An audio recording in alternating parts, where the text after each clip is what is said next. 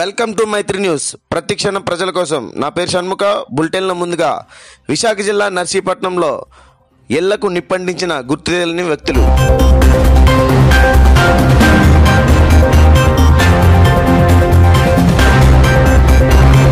పూర్తిగా దగ్ధమైన పూరి గుడిసెలు, కట్టుబట్టలతో బాధితులు.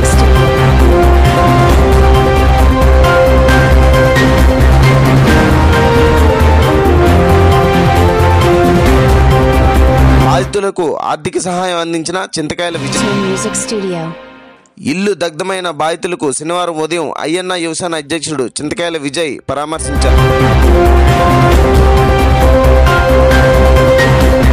అగ్నికి ఇల్లు దగ్ధమైన 2 కుటుంబాలను తన వంతుగా మానవతా దృక్పథంతో 10,000 నగదు, 25 కేజీల బియ్యం అందజేశారు.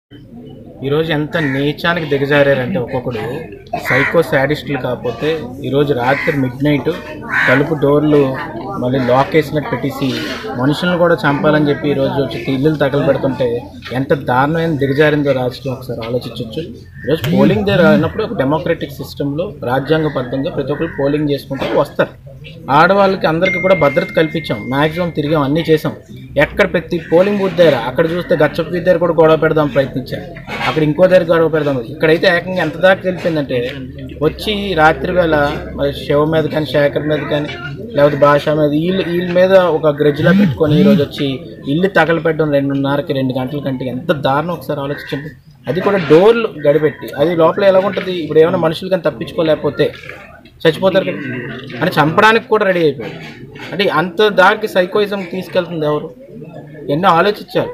రాజకీయంగా ఉన్నప్పుడు అయ్యన్పాతి గారు ఇప్పుడు 37 ఏళ్ళు ఉన్నారు. ఎవరన్నా రెచ్చగొట్టి ఎలాంటి పనులు చేయండి, అలాంటి చేయకూడదు. నేను ఇప్పుడు ఏంటంటే పేదరికంతో ఉన్నారు. ఈరోజు ₹1,00,000 ఈరోజు సరుకు కొనుక్కొని ఇంట్లో పెట్టుకుంటే తీర్థానికి వాడుకుందాం అంటే అది కూడా పోతే ఇంకెక్కడికి వెళ్తారు వీళ్ళు? ఈరోజు శేఖర్ కానీ అందరూ కూడా బాధపడుతున్నారు. ఈరోజు పెంచుకొని కుక్క పిల్లలు కూడా కాలిపోయింది. ఈరోజు ఆ గ్యాస్ బండ్ వచ్చి ఎగిరి పక్కన ఎవడ తలకు తగిలి ఉంటే ఏమవును? ఇవన్నీ కూడా ఆలోచించాలి. ఇప్పుడు వచ్చిన బాధ ఏంటంటే నేను చెప్తాను, ఆర్డీఓ కానీ పోలీస్ కానీ ఇప్పుడు వచ్చి ఎందుకు రాలేదు? ఫైర్ స్టేషన్ వాళ్ళు వచ్చారు. ఫైర్ స్టేషన్ వచ్చినందుకు రికార్డ్ చేసుకొని పోలీసుకి చెప్పాలి కదా, అదెందుకు చెప్పలేదు? ఈరోజు ఈ విధంగా దిగజారుడు రాజకీయం చేసి ఆల్రెడీ పోలింగ్లోని ఫామ్ 7లో ఓట్లు తీశారు, ప్రతి బూత్లోని కూడా తెలుగుదేశంలో ఓట్లు తీశారు. ఈ విధంగా మళ్ళీ ఇప్పుడు వచ్చి ఇల్లులు కాలుస్తున్నారు.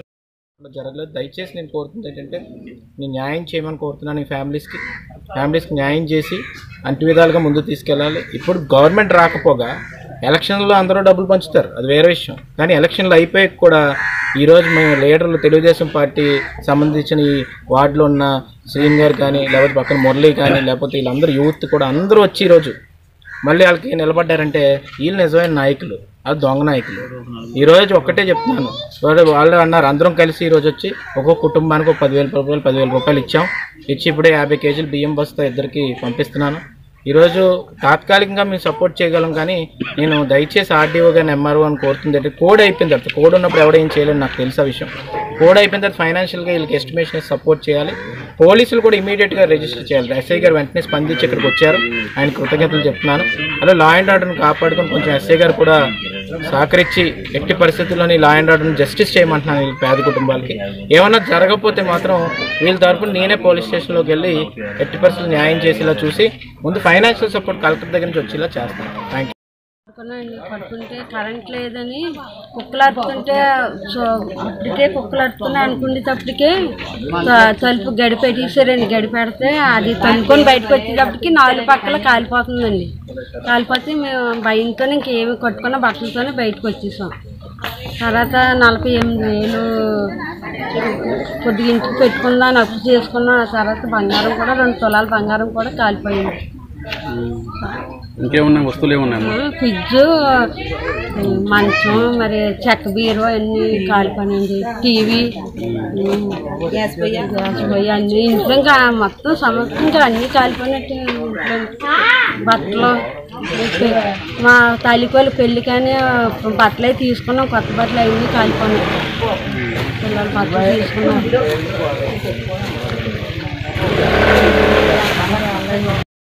పడుకున్నాం 2 గంటలకి. 2 గంటలు లేచి మా బాబు లేచి మంట వచ్చేస్తుంది అన్నారు. బయటకు వచ్చి చూస్తే ఈ చుట్టూ తగిలిపోయి ఇక్కడ కమ్మల దాడి తగిలిపోయి మా ఇంటికి మొత్తానికి వెంటనే చుట్టేసిందండి. చుట్టేసి ఆ ఎర్రబాబు లోపున్నాడని వెళ్ళినప్పటికీ అది ఖాళీ దూలం బట్టల మీద మీటర్ మీద పడిపోయింది. ఇంకా మీటర్ మీద పడిపోతే భయం వచ్చేసి ఇంక ఏ సామాను కూడా తీనా ఖాళీ చేతులు ఆడలేదు బాబు. తల్లి నలుగురు మొత్తం 6గురిమే బూడిదైపోయింది. అయ్యి కుర్రోడు కానీ లేకపోయేలాగా ఉంటుంది. కనీసం ఈ ఒంటి మీద బట్ట తప్ప ఏరేది ఏమీ లేదు మా దగ్గర. నిలబడిన నీడ కూడా లేదు, వండుకుందామన్నా ఏమీ లేదు. నెలలు ఇచ్చి కాగితాలు అందులోనే ఉంది. ఈ నెల రేషన్ తెచ్చుకోలేదు, రేషన్ కార్డు అందులోనే ఉంది. అన్నీ ఇంకా మా పడ్డ ఆధారాన్ని తండ్రి చచ్చిపోయిన పిల్ల గురించి ఏదో ఒకటి చేద్దాం, సంబంధాలు వస్తున్నాయని ఆ డబ్బు రోజు తీర్థం వెళ్ళి వచ్చినప్పుడల్లా 500 కనీసం 15,000 దాకా ఉంటాయి. అవి ఉన్నాయి. ఇవాళ పొద్దున్న లేచి సరుక్కి వెళ్దామని 30,000 రూపాయలు ఇచ్చాను బీరువాలో. అవి కూడా 95,000 సరుకు అందరు చూశారు. కిట్లాడు దాన్ని అది ఇచ్చేసి మళ్ళీ 4 తీర్థాలు ఉన్నాయి రానా కావదని 95,000 సరుకు అలా బూడిదైపోయింది. ఏమీ లేవు మాకు వాళ్ళ దగ్గర. నిలబడిన నీడ కూడా లేదు. ఏం చేసినా దేవుడిదే, మరి ఎవరు పెట్టారో లేదో మాకు తెలియదు.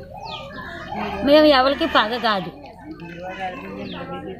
అది కూడా ఈ గొయ్యి కప్పనాకి 1,00,000 రూపాయలు బాకీ చేశాను బాబు. ఇప్పటికీ కూడా తీర్చలేదు. ఆవిడ కూడా ఉన్నది.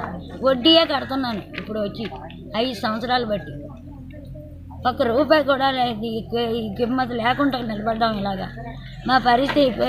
సరే లచ్చివారం శుక్రవారం వెళ్ళి మా సాయిబుల దగ్గరికి వెళ్ళి తెచ్చుకొని గడుపుకుంటున్నాను నా మోగ కొడుకు గురించి. ఆడికి కూడా 1 రూపాయి డబ్బులు వచ్చే ఆధారం లేదండి. అప్పు చేసి కట్టుకుంటే ఇవాళ రోజుకి ఎలాగైంది. అప్పు కూడా ఇప్పటికి తీరలేదు. అప్పు ఇచ్చిన మనిషి కూడా ఇక్కడే ఉన్నది.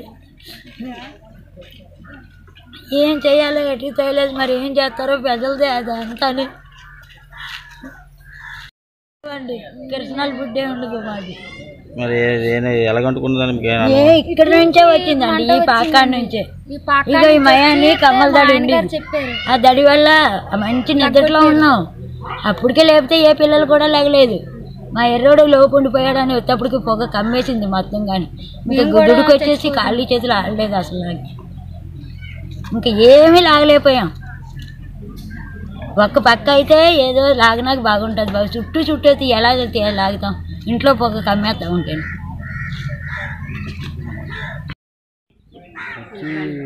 ఇలాగా మంటలు పెట్టి అటువైపుగా పరిగెట్టడం చూసాం. కానీ ఎవరో మాకు తెలియదు. చూడడం చూసాం.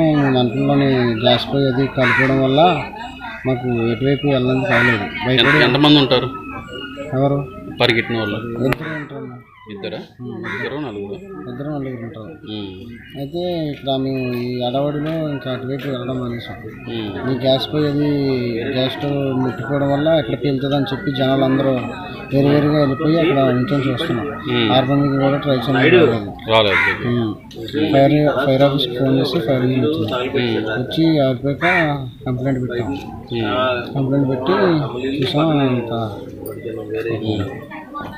మాకు ఎవరి మీద అనుమానం అంటూ ఎవరు అటువైపు వెళ్ళడం చూసాం. ఎవరన్నా మాకు కన్ఫర్మ్గా తెలియదు. గొడవలు కానీ ఏమైనా ఉన్నాయి మీకు ఇక్కడ? గొడవలు అయ్యి ఖచ్చితంగా ఎవరో అంటించింది. ఖచ్చితంగా ఎవరో అంటించేసారు.